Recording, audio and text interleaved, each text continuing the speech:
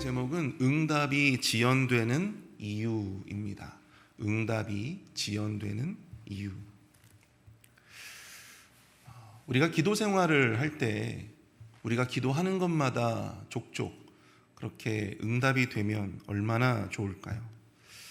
우리가 기도하는 대로 바로바로 그렇게 응답이 온다면 정말 기도하는 맛이 있을 것 같다라고 하는 생각이 듭니다. 누가 기도하라고 하지 않아도 기도하는 사람들이 많아지겠죠.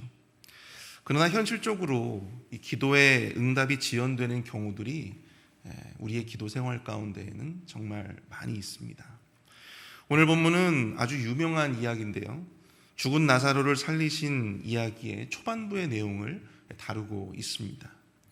나사로는 베다니에 사는 마르다와 마리아의 오빠였습니다.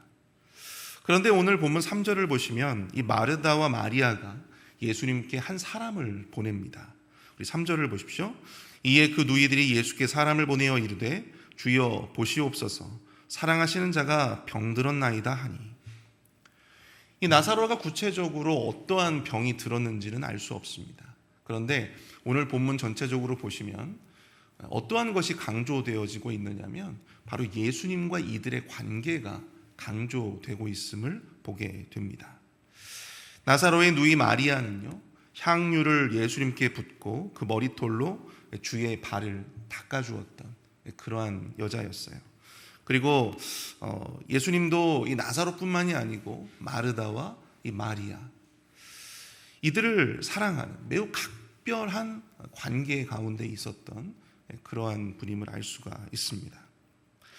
그런데 일반적으로 그렇게 각별한 관계에 있는 사람이 병이 났다고 그렇게 들었다면, 심지어 죽어간다고 이야기를 들었다면 응당 곧바로 그를 찾아가 보아야 할 텐데, 그러나 오늘 6절을 보시면 나사로가 병들었다함을 들으시고 그 계시던 곳에 이틀을 더 유하시고 그곳에서 이틀을 더 머무셨다라고 하는 것입니다. 왜 예수님은 마르다와 마리아의 간곡한 부름에 오히려 이틀을 더 그곳에서 유하셔야만 하셨을까? 왜 그곳에서 이틀이라고 하는 시간을 지체하셔야만 했을까? 오늘 새벽에는 이 마르다와 마리아의 부름에 곧바로 움직이지 아니하시고 이틀이라고 하는 시간을 더 지체하셨던 예수님의 모습을 통해서 하나님께서 우리 그리스도인들의 간절한 기도와 간구, 그리고 그 부름에 응답을 지연하시는 이유가 과연 무엇일까? 왜 하나님께서는 우리의 기도에 바로바로 그렇게 응답해 주지 아니하시고 때로 이 지연이라고 하는 도구를 사용하시는 것일까? 우리가 그것에 대해서 함께 살펴보고 은혜를 나누어 보기를 원합니다. 응답이 지연되는 이유, 그 이유는 과연 무엇일까요? 응답이 지연되는 이유 그 첫 번째는요, 하나님은 우리의 생각보다, 우리의 이해와 우리의 관심보다 더 큰 목적을 가지고 일하시기 때문이다 라고 하는 것입니다. 하나님은 우리의 생각보다, 우리의 이해와 우리의 관심보다 더 큰 목적을 가지고 일하신다.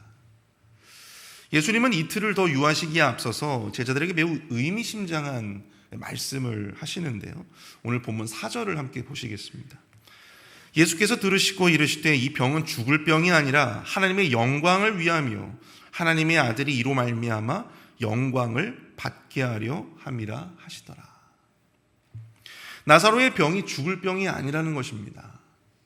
오히려 그 병이 하나님의 영광을 위한 것이고 하나님의 아들 예수 그리스도가 영광을 얻게 하는 그런 기회가 되는 병이라고 하는 그런 말씀을 하시는 거예요. 우리는 앞서 나면서부터 맹인된 자의 이야기를 오랫동안 다루었죠. 그때 제자들이 그 맹인을 보면서 어떠한 이야기를 예수님께 질문합니까? 그가 보이지 않게 된 것이, 그가 저렇게 맹인으로 살게 된 것이 과연 누구의 죄 때문입니까? 라고 하는 것이었어요. 그 부모의 죄 때문입니까? 아니면 그 맹인 스스로의 죄 때문입니까? 그러자 예수님은 이런 말씀을 하시죠. 이 사람이나 그 부모의 죄로 인한 것이 아니라 그에게서 하나님이 하시는 일을 나타내고자 하십니다. 그를 통해서 하나님이 하시고자 하시는 일을 나타내게 하기 위해서 그가 그 병을 얻게 되었다, 그렇게 말씀을 하시는 것입니다. 제자들은 병을 보면 그 병이 누구의 죄 때문인가에 더 많은 관심을 갖고 있었습니다. 그러나 예수님은 그 병을 통해서 하나님께서 과연 무슨 일을 하시고자 하시는지, 무슨 일을 하시고자 하실지를 더욱더 말씀하고 계시다라고 하는 것이죠. 마르다와 마리아는요, 그 오라버니의 병을 보면서 그 병이 어떻게 하면 나을 수 있을까? 얼마나 빨리 나을 수 있을까? 어떻게 잘 나을 수 있을까? 거기에 이제 관심을 가졌을지 모르나 예수님의 관점은 전혀 달라요. 나사로의 병이 오히려 하나님과 그리고 하나님의 아들 예수 그리스도가 영광을 얻을 기회라고 보시는 것이죠. 하나님께서 우리의 간절한 기도와 부름에 이 지연이라고 하는 도구를 사용하시는 이유는 하나님은 우리의 관심과 우리의 이해보다도 더 큰 목적을 가지고 일하신다라고 하는 것을 우리는 깨달아야 합니다.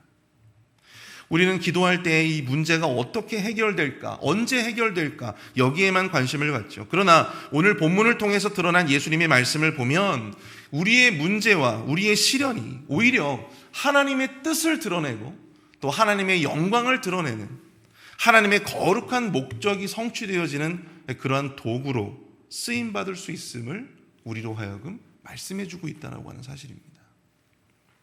실제로 우리는 이 이야기의 뒷부분의 내용들을 너무나도 잘 알고 있죠. 예수님은 죽은 나사로를 다시 살려내셨습니다. 썩어서 냄새가 나는 그 시신을 다시 살려내셨어요. 성경에도 죽은 사람이 다시 살아나는 사건은 그렇게 많이 나오지는 않습니다. 그만큼 희귀하고 엄청난 사건입니다. 그때 이 광경을 본 많은 유대인이 오늘 본문에는 나타나고 있지 않지만 이때 이 광경을 본 많은 유대인이 예수님을 믿었다라고 하는 그런 기록이 성경에 기록되어져 있어요. 하나님은 나사로의 죽음과 다시 살아난 이 사건을 통해서 예수 그리스도가 진정으로 하나님의 아들 되심을 온 천하에 드러내었고 또 이를 통해서 이 사건을 본 많은 사람들이 예수 그리스도를 믿게 되는, 예수님을 따르게 되는 그런 엄청난 기회로 만드셨다라고 하는 것이죠.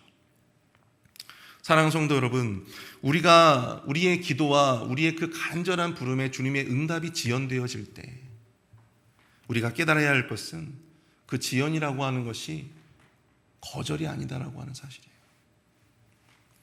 오히려 하나님은 더 큰 응답을 준비하고 계십니다.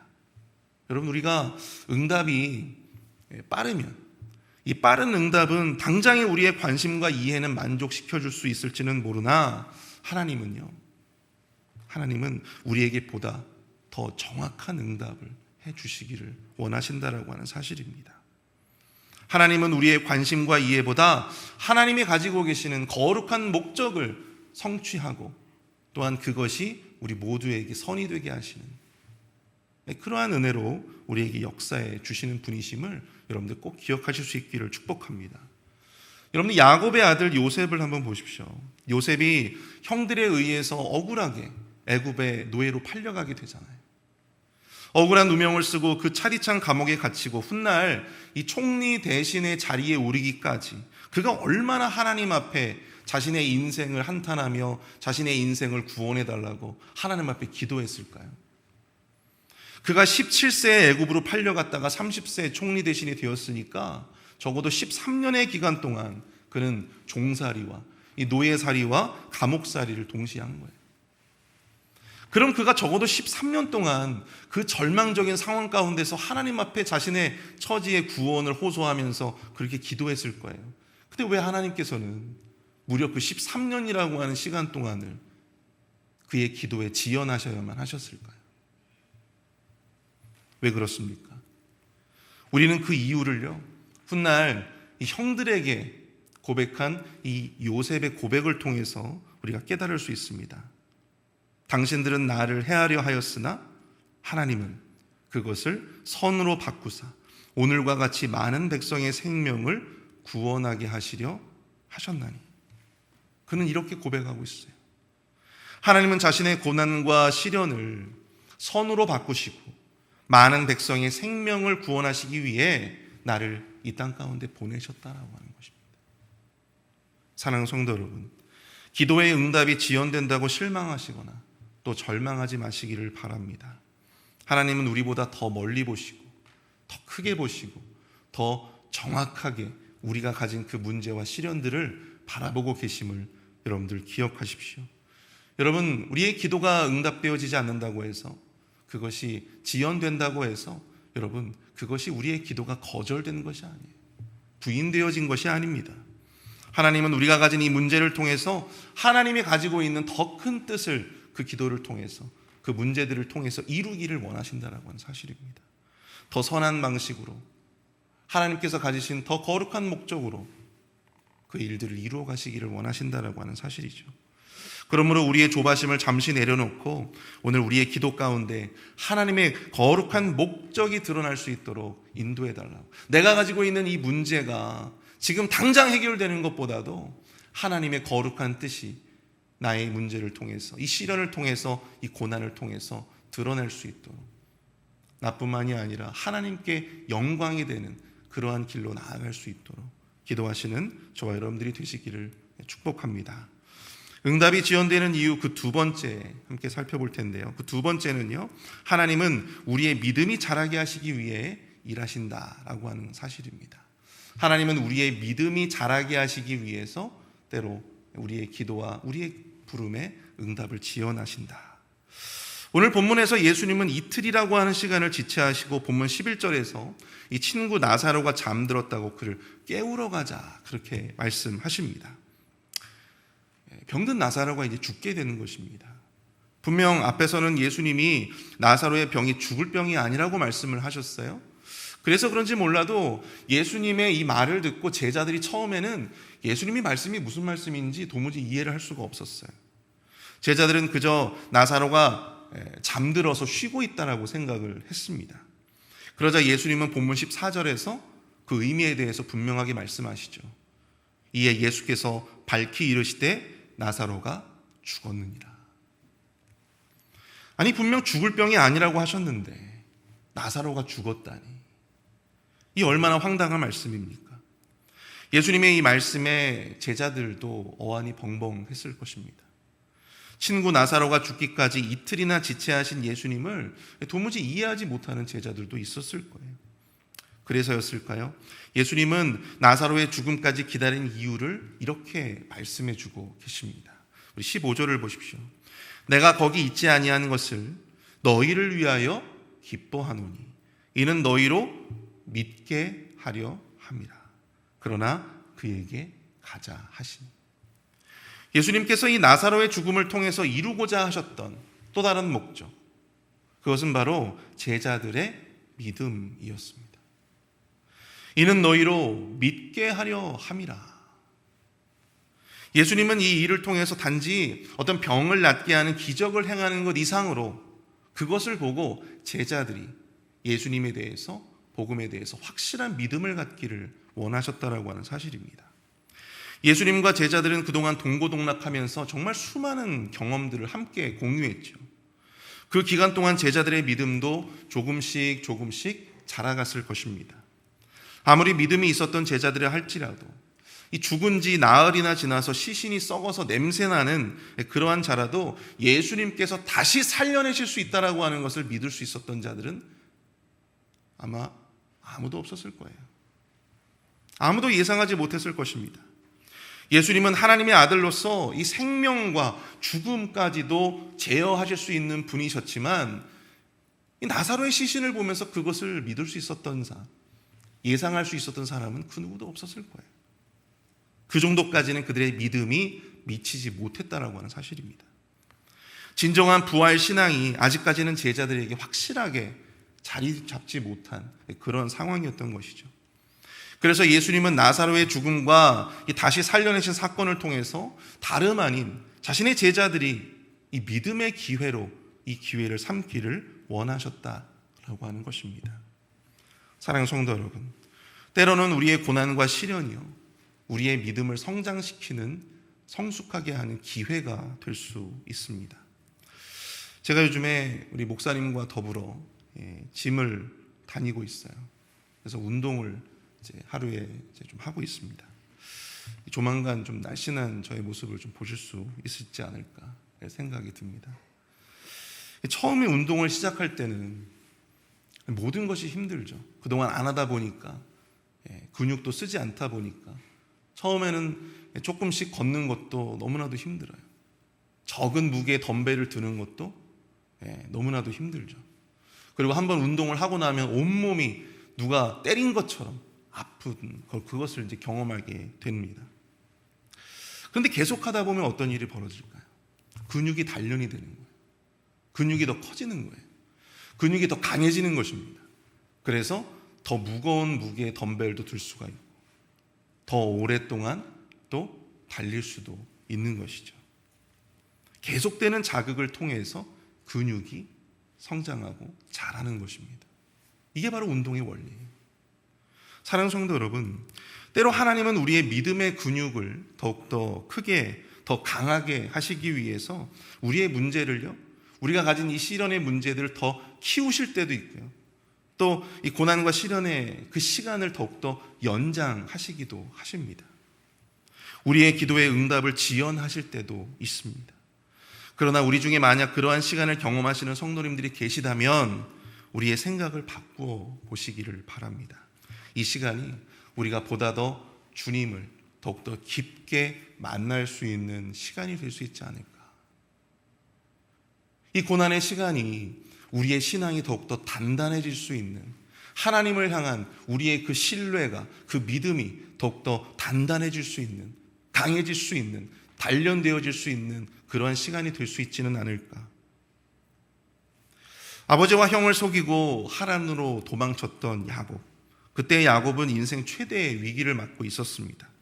사랑하는 고향을 떠나야 했고 또 사랑하는 가족들과 어쩔 수 없이 헤어져야만 했던 그런 상황 가운데 있었습니다. 그 절망적인 시기에, 그 비참했던 시기에, 그러나 그때 베델에서 야곱은 누구를 만나요? 하나님을 만나게 되었다고 하는 것이죠. 하나님이 함께 하실 것이다, 또한 네가 반드시 고향으로 돌아오게 할 것이다 라고 하는 그 엄청난 약속을 그 베델에서 하나님이 직접 야곱에게 주셨다라고 하는 사실이에요. 그 비참했던 시기에, 그 절망적이었던 시기에 하나님은 그를 만나 주셨어요. 사무엘로부터 왕으로서 기름 부음을 받았던 다윗도 이 사울 왕을 피해서 꽤 오랜 시간을 광야에서 도망 다녀야 했던 그러한 절망적인 시기가 있었습니다. 그러나 그가 지은 이 시편의 많은 수가 그 절망적인 시기, 그 비참했던 시기에 노래했던 시들이었다라고 하는 사실을 아십니까? 그 절망적인 시기에 그는 어느 때보다도 하나님을 더욱더 깊게 만났고 하나님과의 관계가 더욱더 깊어졌던 그런 시기였어요. 하나님을 향한 믿음의 근육이 더욱더 단단하게 자리 잡을 수 있었던 그런 시기였다라고 하는 사실이죠. 사랑하는 성도 여러분, 우리의 기도와 간구에 하나님의 응답이 지연될수록 장차 우리가 경험하게 될 응답의 크기도 더 커지게 될 것이다라고 하는 믿음을 가지시기를 바랍니다.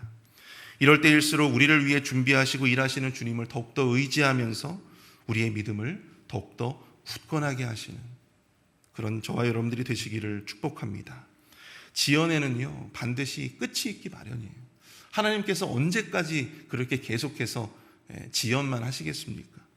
반드시 하나님께서는 그 끝날에 하나님은 우리 모두에게 영광스러운 그러한 날을 허락해 주실 줄 믿습니다.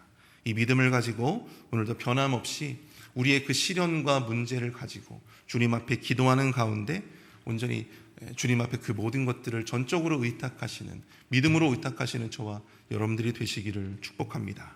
오늘 말씀을 생각하면서 우리 이 시간 함께 기도할 수 있기를 원합니다.